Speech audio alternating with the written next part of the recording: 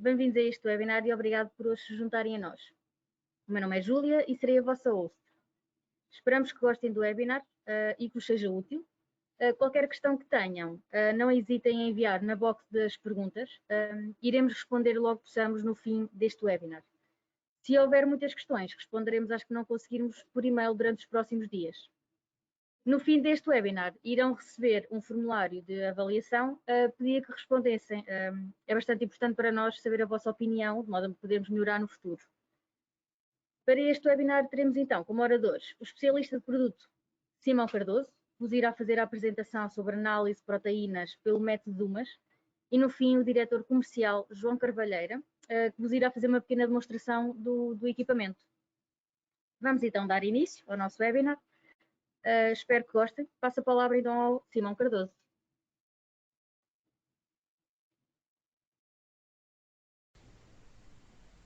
Bom dia a todos. Sejam bem-vindos a este webinar promovido pela Paralab. O meu nome é Simão Cardoso e sou gestor de produto aqui na Paralab. O tema deste seminário está diretamente relacionado com a determinação de proteína em amostras através do método de Dumas e assim demonstrar as potencialidades deste método. É de conhecimento geral que a proteína é um dos nutrientes mais essenciais para as espécies animais. Por essa razão, ela está presente na nossa alimentação e na alimentação animal, sendo esta também composta por gordura, fibras, carboidratos, água e minerais. A proteína pode ser diretamente correlacionada com a quantidade de azoto presente numa amostra. Desta forma, para além de termos informação de proteína presente no alimento, podemos controlar e manipular a sua proporção de modo a melhorar a qualidade desse alimento. São várias as indústrias que necessitam de controlar a quantidade de proteína nos seus produtos, nomeadamente qualquer alimento com rótulo, na produção de farinha, na produção de cerveja, na ração animal, entre outros.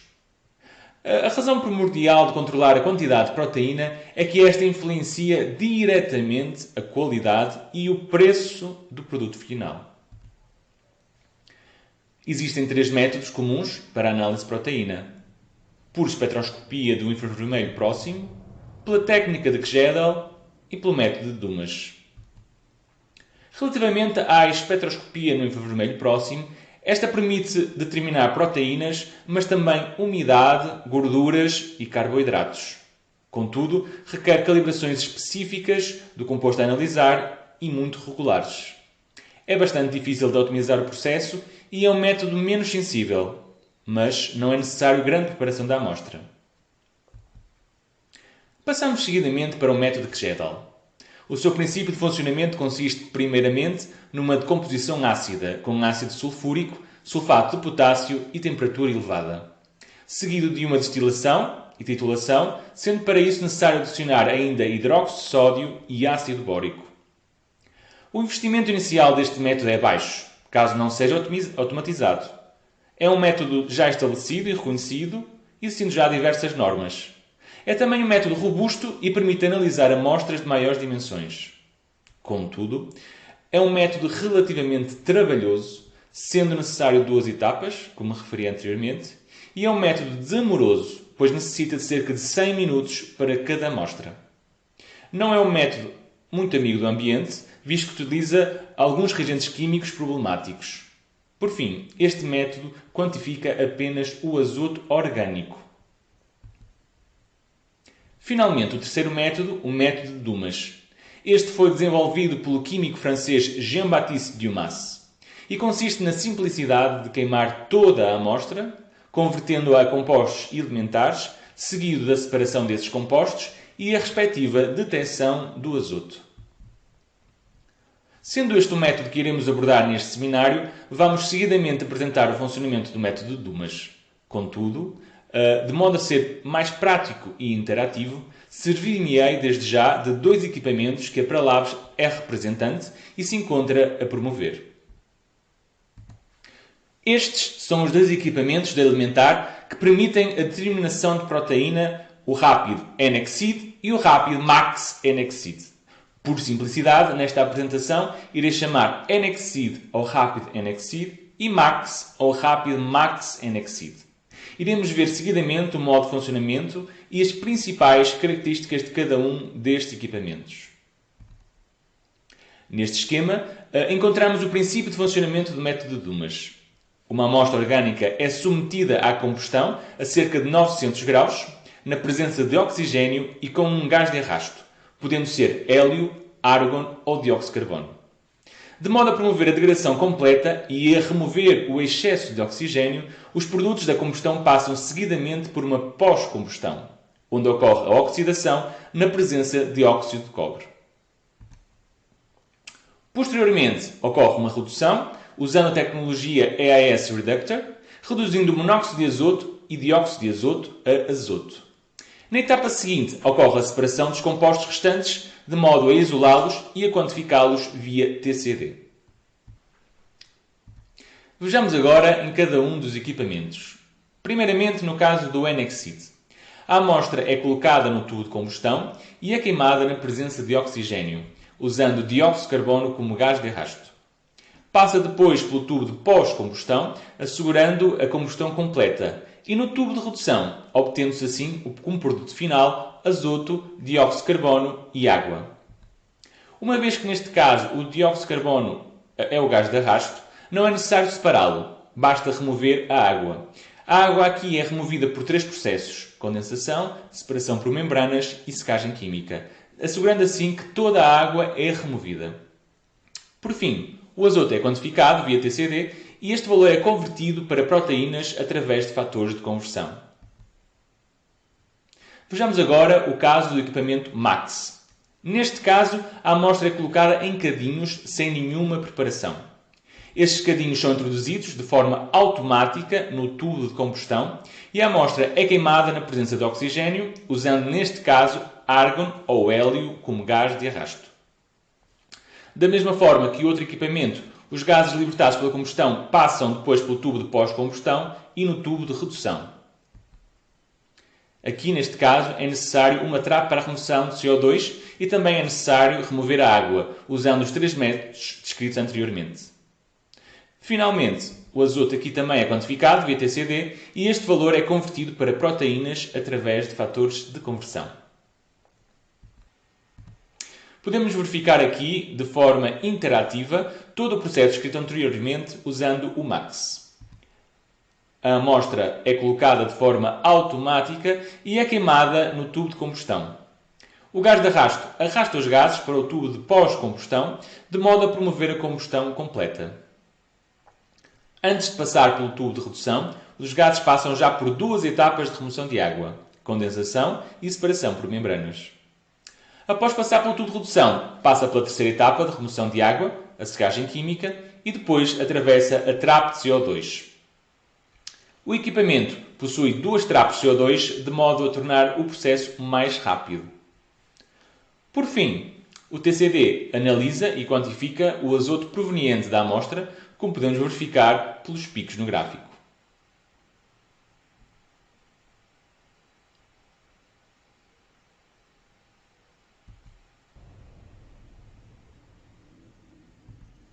Estes equipamentos de alimentar possuem algumas tecnologias que os tornam um dos mais fortes do mercado e que permitem reduzir o custo por análise, nomeadamente o EAS Regainer, que é adicionado posteriormente à zona de pós-combustão. Este material, que é barato e não tóxico, reage com um excesso de oxigênio, libertando gases redutores como subprodutos. Outra tecnologia presente é o EAS Reductor, que reduz o monóxido de azoto e o dióxido de azoto em azoto, ficando o metal na forma oxidada. Os gases redutores provenientes do EAS Regainer permitem regenerar este metal, tornando-o novamente na forma reduzida. Desta forma, aumenta o tempo de vida deste redutor, diminuindo assim o custo por análise. Para provar o desempenho de longo prazo e a durabilidade da tecnologia EAS Regainer, foi testada uma operação de 1 semana com um NXID, utilizando dióxido de carbono de baixo custo como gás de arrasto. Durante esse tempo foram executadas 2.000 análises da amostra, sem alterar o EAS Reductor, resultando em mais de 300 análises por dia. Foram escolhidas diversas matrizes, de modo a cobrir uma ampla gama de aplicações de proteínas na indústria de alimentos e rações. desde amido, farinha de soja, leite em pó, ração para gatos, farinha de trigo, etc. Todas as matrizes da amostra foram medidas aproximadamente a cada 500 análises. Pois pelo meio, ervilhas não pesadas foram medidas para manter uma operação contínua do NXID. Os resultados experimentais são apresentados aqui neste gráfico e todas as amostras revelam um desvio padrão absoluto excelentes, bem como uma excelente concordância entre os diferentes dias, excedendo os requisitos das normas internacionais. Por outro lado, verifica-se aqui que o uso de CO2 como gás de arrasto não tem impacto na precisão e sensibilidade da análise. Vejamos agora algumas características de cada um destes equipamentos. Aqui podemos verificar uma das maiores diferenças entre o NXID e o MAX. Enquanto no NXID este serve para analisar amostras de pequena dimensão, até um limite de 1 grama, tipicamente cerca de 200 mg, e é necessário preparar a amostra, envolvendo-a em folhas de estanho ou cápsulas de estanho. São necessários também alguns mecanismos adicionais de modo a comprimir e selar a amostra. No caso do MAX, este consegue analisar amostras de maiores dimensões, até sensivelmente 5 gramas, obtendo-se assim uma maior representatividade. Aqui, as amostras sólidas ou líquidas são pesadas diretamente em cadinhos reutilizáveis e por isso não necessitam de tratamento adicional. Por outro lado, no caso do MAX, as cinzas resultantes da combustão saem juntamente com o cadinho, não sendo necessária a limpeza do tubo de combustão. Relativamente ao autosampler, no caso do NXID, o autosample padrão é de 60 amostras, mas poderá ser também de 80 ou 120, dependendo do tamanho da amostra que se pretende analisar. Quanto maior forem as amostras, menor será o número de posições a utilizar. No caso do MAX, o autosampler standard é de 90 posições. Em ambos os equipamentos, todas as posições da amostra são acessíveis e recarregáveis em qualquer posição e durante qualquer tempo da sua operação. O NXID possui ainda uma válvula patenteada que permite remover o ar da amostra, diminuindo assim qualquer risco de contaminação. Podemos verificar que, em primeiro, a amostra é inserida, depois roda 90 graus, sendo preenchida com o gás de arrasto, e posteriormente roda novamente 90 graus e é transferida para o tubo de combustão. Outra característica deste rápido NXID é o facto de possuir um pequeno tubo cuja extremidade se encontra junto da amostra, permitindo assim fornecer oxigênio diretamente junto da amostra e assim promover a combustão com a quantidade mínima necessária de oxigênio. De modo a proteger o catalisador, existe ainda um pequeno reservatório para recolher as cinzas, sendo assim de fácil acesso. Podemos assim comparar estes dois modelos para a determinação de proteína.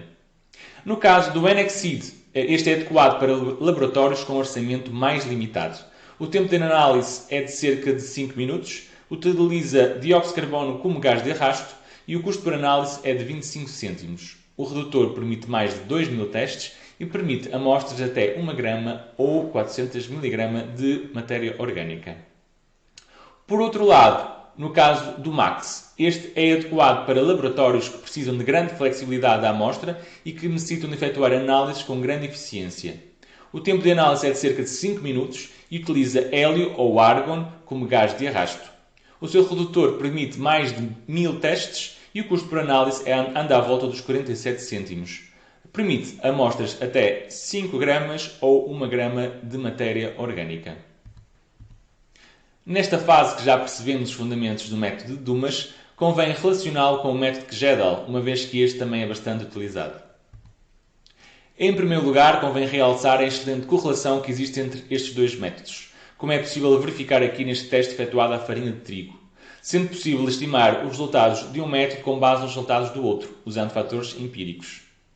Parte desta diferença de valor está relacionada pelo facto do modelo de Gödel apenas quantificar o azoto orgânico e o modelo do Dumas quantificar todo o azoto presente na amostra.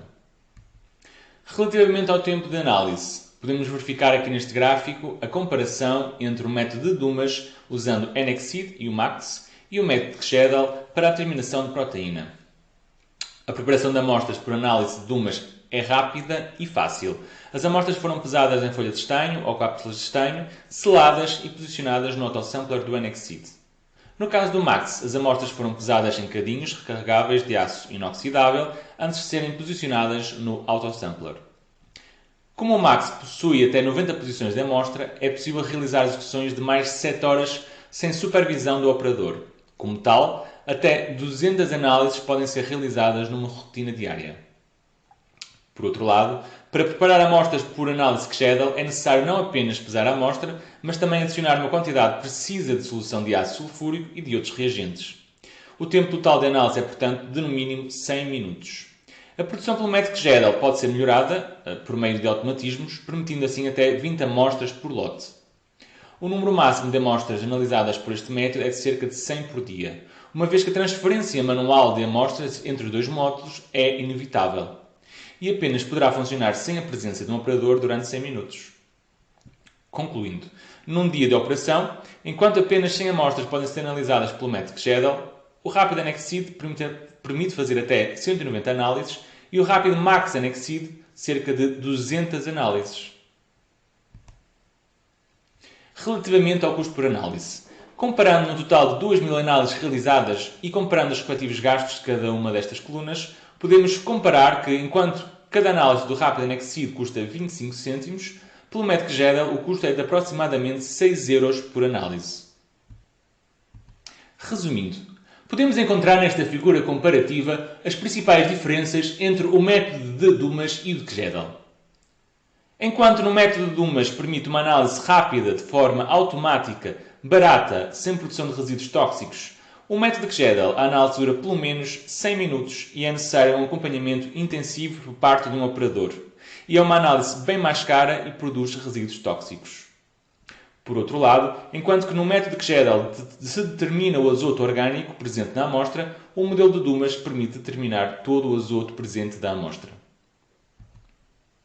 Vejamos agora a aplicação destes dois equipamentos em diversos mercados para a determinação de proteínas.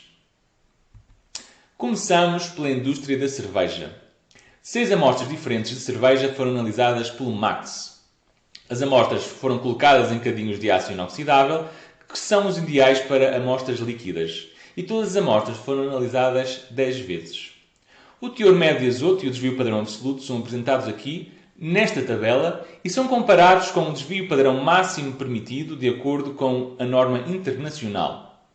Como é possível verificar pelos resultados obtidos, é possível determinar o teor de azoto da cerveja com uma precisão elevada, obtendo-se valores de desvio padrão 4 vezes superiores aos valores exigidos pela norma internacional, mesmo para valores tão baixos. Outro exemplo é na análise de proteína no leite. Neste caso, as normas internacionais exigem uma tolerância de erro muito baixas para a determinação de proteína. Por isso, este produto tem que ser determinado com alta precisão. Contudo, a análise deste tipo de produtos nem sempre é fácil, pois, devido ao seu alto teor de gordura das amostras e à sua consistência que varia entre líquido e sólido. Neste caso, foi utilizado um MAX e os diferentes tipos de leite foram pesados em cadinhos sem qualquer pré-tratamento. O tempo total da análise foi de cerca de 5 minutos e todas as amostras foram analisadas 2 vezes. A diferença entre as duas análises foi calculada e comparada com a diferença máxima permitida de acordo com a norma internacional ISO. Como podemos verificar aqui pelo gráfico, os resultados mostram um desempenho analítico excelente para todos os tipos de amostra, encontrando-se todas dentro da precisão exigida pela norma internacional. Passamos seguidamente para a determinação de proteína em ração animal. As amostras foram finamente moídas e pesadas em folhas de estanho, cerca de 300 mg cada. As análises foram executadas pelo NXSeed, usando o dióxido de carbono como gás de arrasto, e o tempo total de análise foi de cerca de 5 minutos.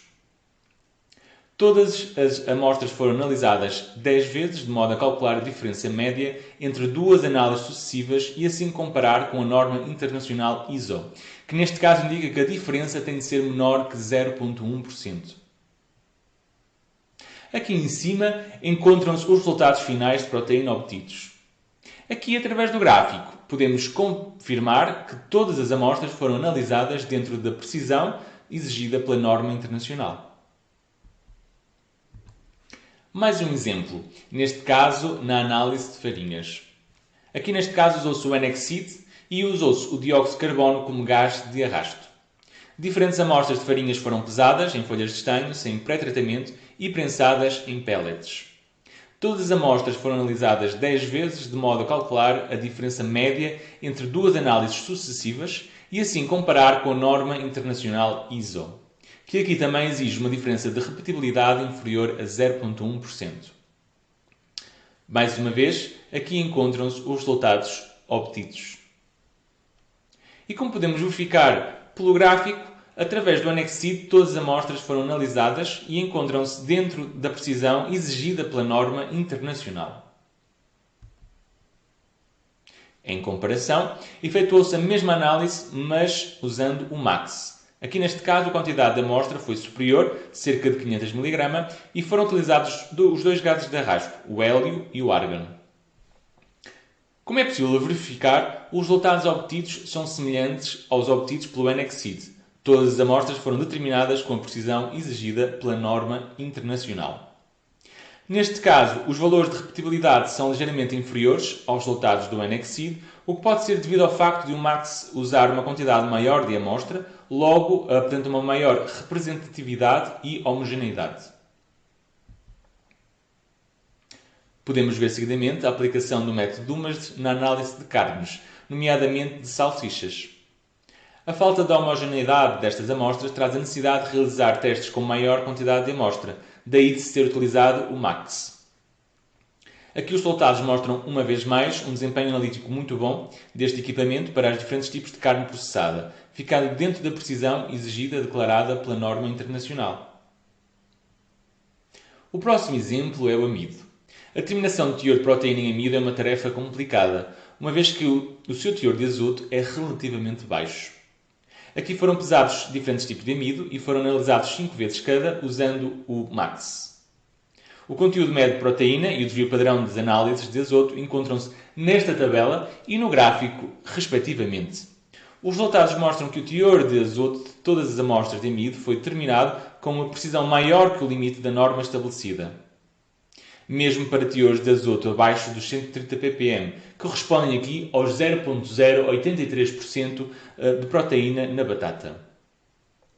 Devido à capacidade para uma maior quantidade de amostra, o MAX é o mais adequado para analisar amostras com concentrações baixas de azoto. Por fim, duas aplicações destes equipamentos em fertilizantes. Neste caso, o lodo de esgoto poderá ser usado como fertilizante, daí o seu teor de azoto ser importante. Aqui, 3 amostras de lodo de uma estação de tratamento de águas residuais foram analisadas usando o NXID. As amostras de lama foram secas e pesadas em folhas de estanho e todas as amostras foram analisadas 4 vezes. Os resultados das medições de azoto encontram-se nesta tabela e, como é possível verificar, o seu desvio padrão de soluto de todas as amostras está muito abaixo dos 0,5 gramas por quilograma exigidos pela norma. Por fim, podemos ver aqui uma aplicação para fertilizantes inorgânicos. Neste caso, usando o MAX e usando hélio e argão como gás de arrasto. Nesta tabela, podemos ver a análise a 3 fertilizantes e verificar que todas foram obtidas dentro da precisão exigida pela norma internacional, quer com argão, quer com hélio. Nomeadamente, esta norma requer que o nitrato de amónio seja medido com 35,0,1, com um desvio padrão de 0,2%. Como podemos verificar, esta norma é satisfeita usando os 2 gases de arrasto. Como vimos nestes últimos slides, tanto o NXID como o MAX cobrem uma vasta gama de aplicações e com uma excelente reprodutibilidade. Passo agora a palavra aqui ao meu colega, João Carvalheira, para vos demonstrar o funcionamento do Rapid MAX NXID. Muito obrigado. Obrigado pela apresentação, Simão. O meu nome é João Carvalheira. Vamos então ver o Rapid MAX NXID da nossa representada elementar em ação. O que salta logo à vista é a facilidade de preparação da amostra. A amostra, que pode ser líquida, uma pasta ou um sólido, é colocada diretamente num cadinho reutilizável e pesada. Aqui não é necessário qualquer tipo de homogeneização, apenas temos que garantir que a amostra é representativa. O peso das amostras pode ser transferido automaticamente para o software. As amostras são carregadas num amostrador automático de 90 posições e são inseridos os dados das amostras no software. E é tudo. É só deixar o Rapid Max NXeed trabalhar.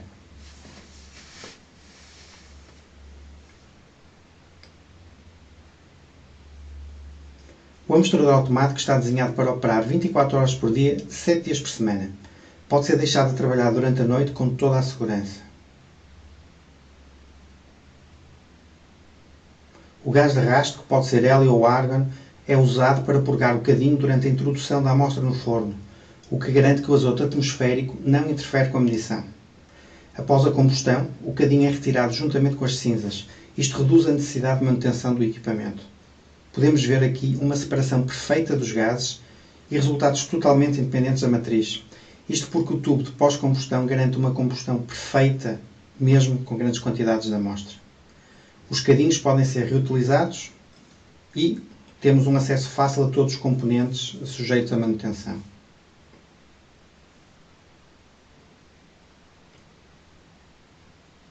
O componente que tem que ser substituído com maior regularidade é o regainer. A intervenção é realizada sem necessidade de arrefecer o forno. O software tem uma rotina própria em que o fluxo dos gases é suspenso. A temperatura do forno é mantida. Isto permite que o equipamento fique mais rapidamente pronto a funcionar. Então o software dá todas as indicações dos procedimentos a seguir. Deve ter apenas à mão as luvas que são fornecidas com o equipamento.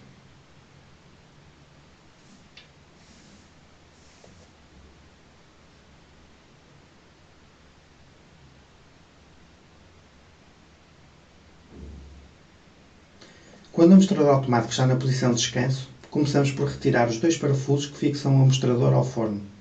Os parafusos são perfeitamente acessíveis e são retirados muito facilmente.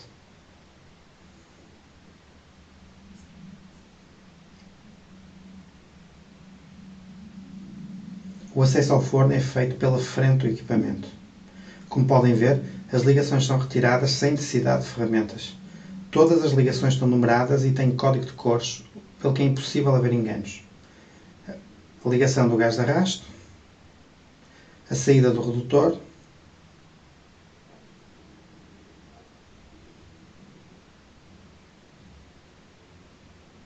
a ligação do oxigênio,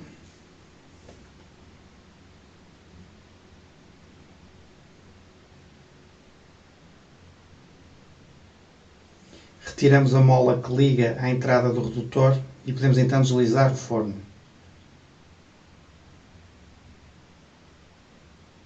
O forno funciona a baixa tensão, pelo que a sua manipulação é perfeitamente segura, desde que esteja a usar as luvas. Retiramos a tampa do regainer. Verificamos que o material não está compactado.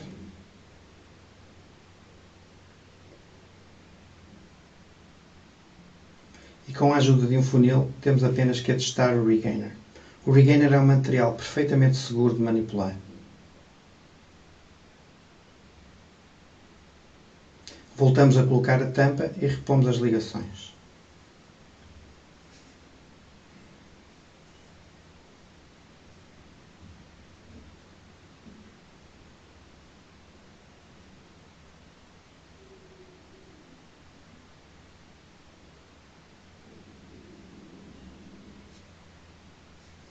Este procedimento demora apenas alguns minutos e todos os passos são confirmados pelo software, pelo que não há como nos enganarmos. O equipamento está então pronto para retomar a operação. Com menor frequência também vai ser necessário substituir os tubos de combustão e de redução. Dependendo do modelo e do tipo de utilização, estes duram entre 1000 e 2000 amostras. O procedimento é semelhante ao anterior. Entramos no modo de substituição de partes. O software vai nos assistindo ao longo do procedimento, tal como no caso anterior. Aqui vemos que a garra dos cadinhos está incandescente, isto porque estava dentro do forno e o forno está à temperatura de operação, que são cerca de 900 graus. Depois de retirarmos as mesmas ligações que tiramos no procedimento anterior, deslizamos o forno. Neste caso, vamos ter também que tirar a ponte que une o tubo de combustão ao de pós-combustão. Este é o tubo de combustão. Podem ver que também está incandescente.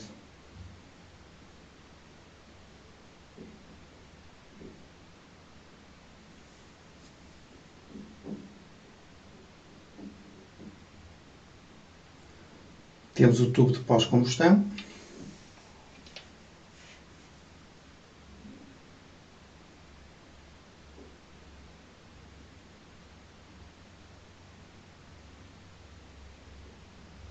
E, finalmente, o redutor.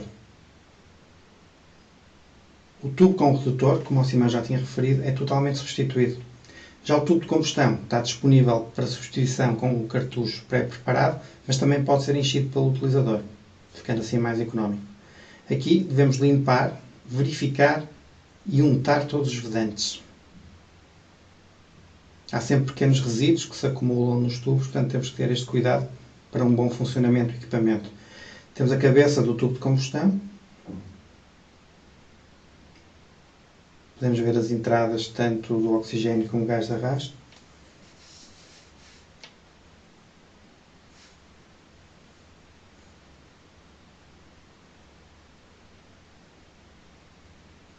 Aqui a tampa do redutor.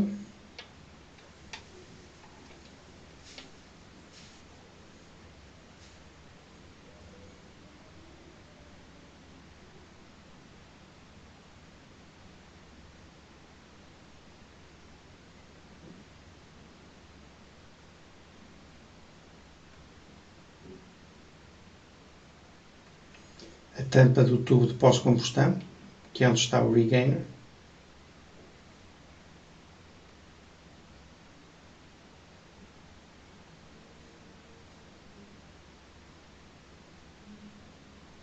E a outra tampa do redutor.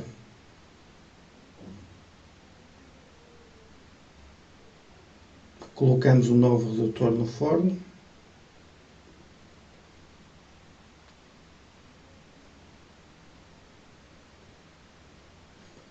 O tubo de combustão.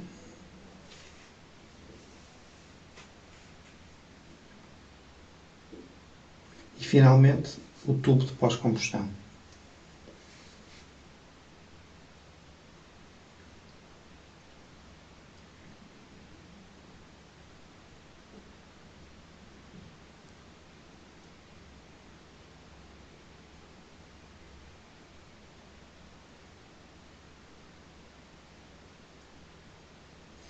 Todas as ligações são então repostas.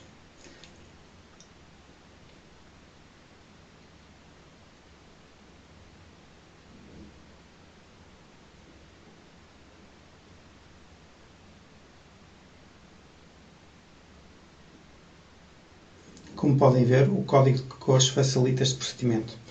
E o sistema de molas e esferas metálicas garante que não há fugas nas linhas de gases. Devem continuar a usar as luvas, pois como o forno manteve a temperatura da operação, não tardará muito até que todo o sistema esteja extremamente quente. Isto é um procedimento que não exige grande perícia do operador, é perfeitamente seguro, não implica manipulação de compostos perigosos. E em poucos minutos o equipamento está pronto a funcionar. Este equipamento é uma excelente opção, não só para quem já usa Kjedal, mas também para utilizadores de Dumas que têm laboratórios em crescimento, com maior volume de amostras e maior exigência dos clientes. O observador automático para 90 amostras, o tipo de fittings, o acesso simples às partes de manutenção, a baixa frequência de intervenção e a garantia de uma combustão completa torna esta linha Exceed a mais fiável e económica solução no mercado. Este equipamento foi desenhado para ter tempos de paragem muito baixos e um esforço muito reduzido para os utilizadores, ficando eles livres para outras tarefas. É um equipamento que pode ficar a funcionar durante toda a noite, sem supervisão e em total segurança. É ainda um equipamento de pequenas dimensões, mais fácil de integrar em qualquer laboratório, para além de estar preparado para trabalhar tanto com hélio como com argon. Isto numa altura em que o preço do hélio continua a subir.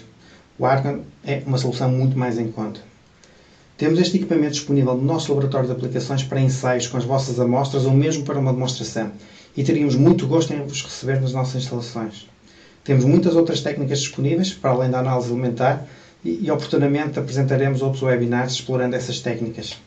Muito obrigado pela vossa atenção, espero que tenham gostado e ficado curiosos com a nossa solução.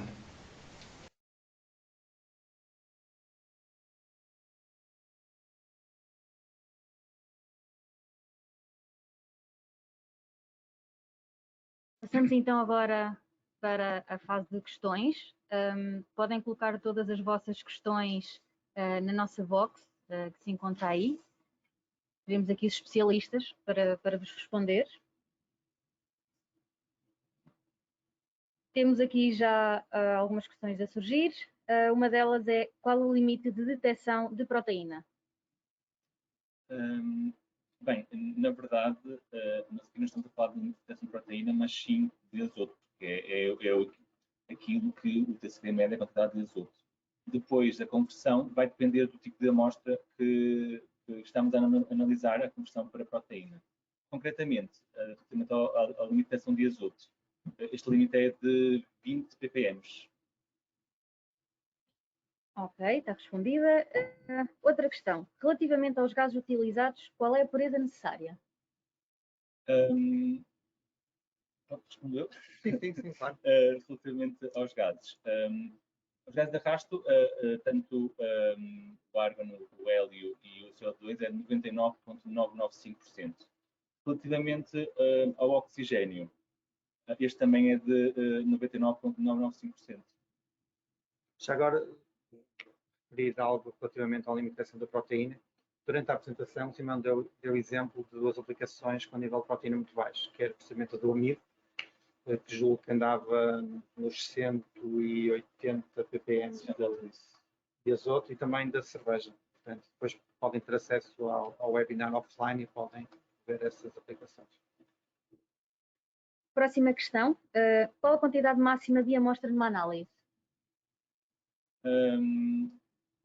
No caso do NXID, este pode ser até 1 grama de amostra ou de 400 miligramas de matéria orgânica. No caso do MAX, este pode ir para 5 gramas no máximo ou 1 grama de matéria orgânica. Contudo, relativamente à questão do azoto, tudo vai depender da quantidade de azoto que a amostra tem. Este é cerca de quanto, João? De 400 miligramas, exatamente. 400 a 500 miligramas de azoto. Próxima questão que aqui temos é: em média, qual o consumo de gás por amostra? Estamos a falar de cerca de 4 litros de gás de arrasto, que pode ser CO2, hélio ou argon, dependendo do equipamento. Relativamente ao oxigênio, o máximo serão 0,4 litros. Também depende muito da amostra, depende da quantidade da amostra, depende da dificuldade de combustão dessa amostra. Mas no máximo são sempre 0,4 litros de oxigênio por ensaio. Ok, temos aqui várias questões que são as mesmas, que é acerca do valor do equipamento. Podem esclarecer? Relativamente ao custo do equipamento, isso vai depender um bocadinho da vossa aplicação. Por isso, o que eu sugeria, nós vamos contactar-vos diretamente também para saber um pouco mais sobre a vossa aplicação, saber qual é o equipamento que é mais recomendado, mas serão abordados diretamente, muito em breve. Okay?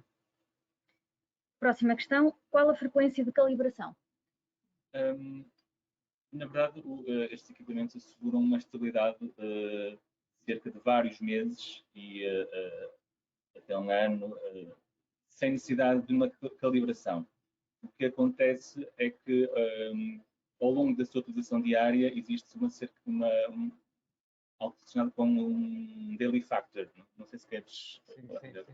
Sim, durante todos os dias nós usamos um daily factor para ajustar a calibração às condições, até às condições atmosféricas.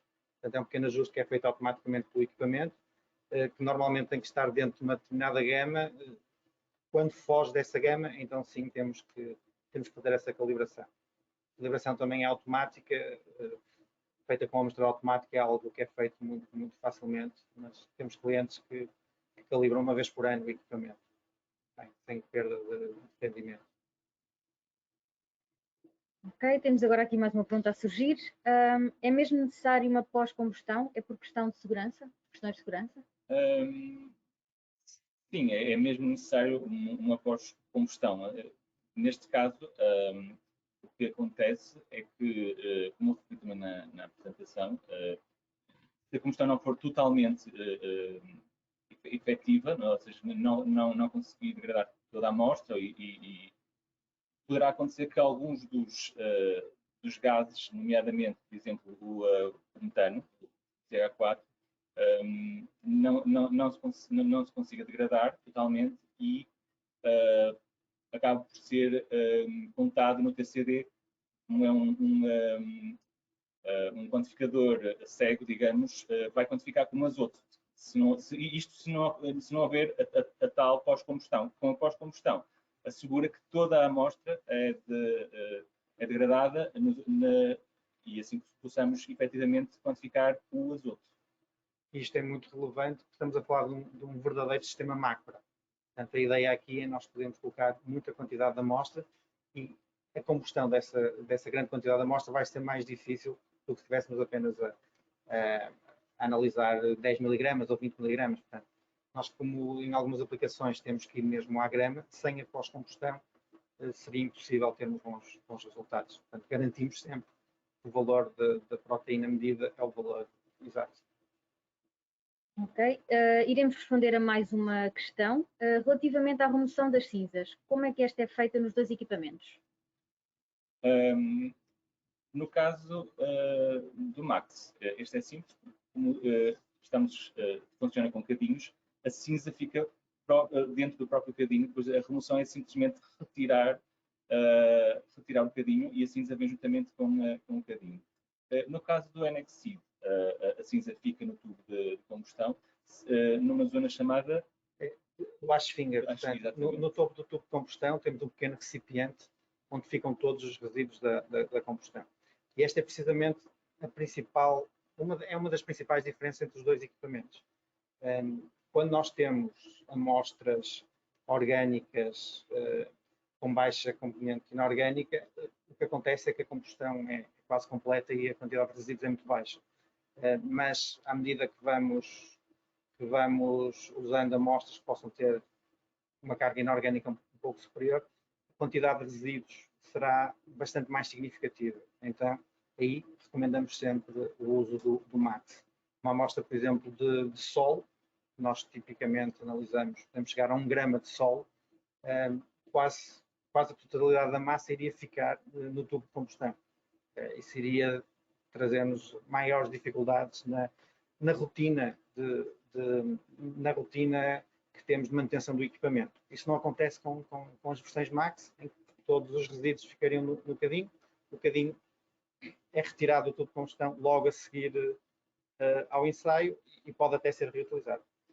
Também convém realçar que mesmo no caso do NXseed, o Wash Finger é de fácil acesso, ou seja, a limpeza também é fácil, relativamente fácil. Claro que no Max é sempre mais eficaz, porque como vem com o cadinho é logo muito mais prático. Mas no caso do NXseed, o Wash Finger também é muito fácil de acesso. Na verdade, vendo o vídeo, a demonstração que fizemos anteriormente, o procedimento que viram para o enchimento do regainer é muito semelhante ao que temos que fazer, ou que teríamos que fazer para o wash finger. Portanto, temos uma pinça que entra dentro do tubo de combustão, retiramos o wash finger, substituímos por um novo, ou então esvaziamos o atual, fechamos o equipamento e ele está pronto a funcionar outra vez. Ok, damos por fim então a fase de questões. Esperamos que tenham gostado. Obrigada, João e Simão. Qualquer questão